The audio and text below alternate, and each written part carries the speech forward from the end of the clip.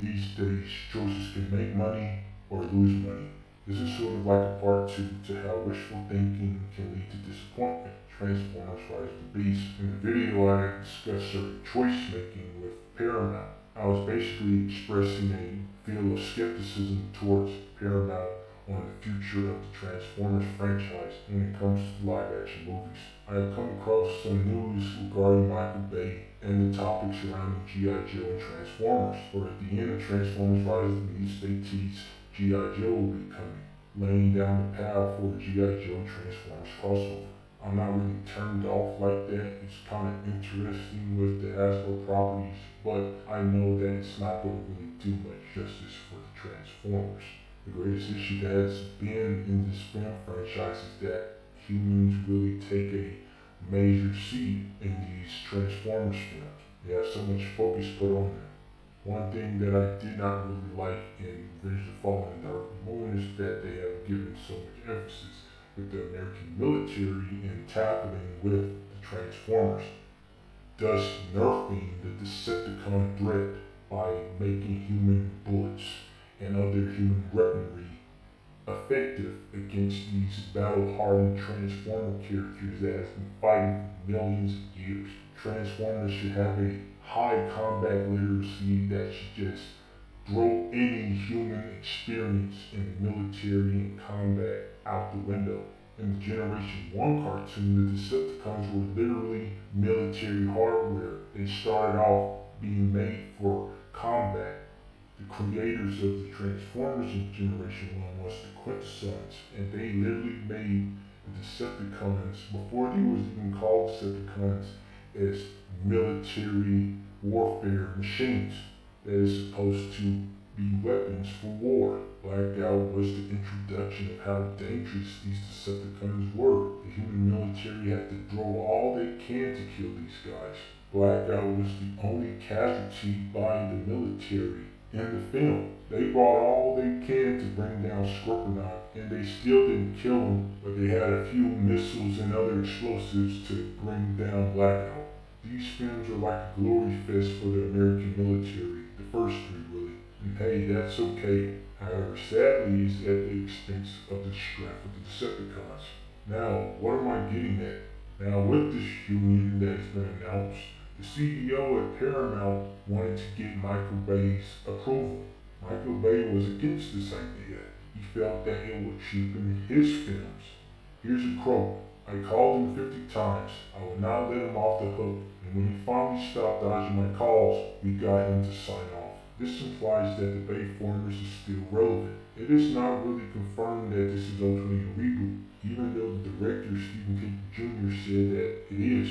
But then it all makes sense. The essence of Bay is not something that Paramount really want to let go. He is as relevant to this as he has been. He is a producer in this film and in Bumblebee, so he has some range. And with that being said, the convoluted timeline of the Bay Formers films is still relevant. Seemingly everything about it, even though he was the Earth in The Last Night and his own separate entity in Rise of the Beast. You see, with all of this, I see that Paramount Transformers is not something that you want to put 100% faith in. Shoot, make it a simple action sequence or two. That ain't gonna really make much for a story. It's going to fall as generic. At some point, the Earth becomes the center of the universe. To the Transformers, then Cybertron. At the end of multiple Transformers series, the Autobots wind up taking back Cybertron or restoring Cybertron. Pieces restored. You see, the point is, Cybertron is a focal point for how the Transformers are. Cybertron is a focal point to the Transformers, the main focal point in which the Transformers' affairs and conflicts sprout from. What matters should be how Cybertron is relevant. It doesn't really have to, but the better stories have involved the home planet. Human affairs is all fine and dandy, but what should really matter is the Transformers and their relationship to their planet. Like what I said before, fans really want to see the Autobots face off against the Decepticons on Cybertron with no humans. A sequel to The Last Night would have not been good at all. It would have been a botched attempt with Unicron, and this new timeline gives us a new opportunity with them. So can somebody please tell me why must we continue to try to make micro-based Transformers still relevant? The Bayformers is fine, but the last night jacked everything up. Nobody wants to continue from that. The Winds of Deep on Von Ventura really trying to continue this messy timeline. One thing you should have is an unclogged timeline. And what also matters is a true trajectory. How will this all end? What people want to see is the Autobots take better adventures without the human support and without the clutter. What I wanted to see is the Autobots attempt to voyage back home to their home planet and take back Cybertron. Have what we started in Bumblebee and end in the third installment of this Rise of the Beast trilogy. But now we should just continue to waste our time with human affairs, because with humans means less time with the Transformers. But hey, at least they are G.I. Joe.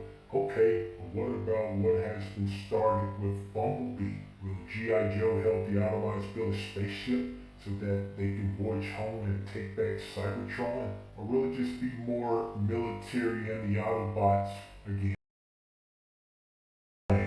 Things will be revealed. Some things can only be revealed in the present time.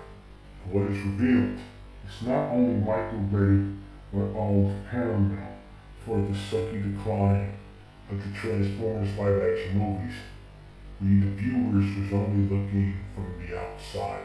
But now we should see that all it took was just for Michael Bay not to be in the director's seat. At this point, the last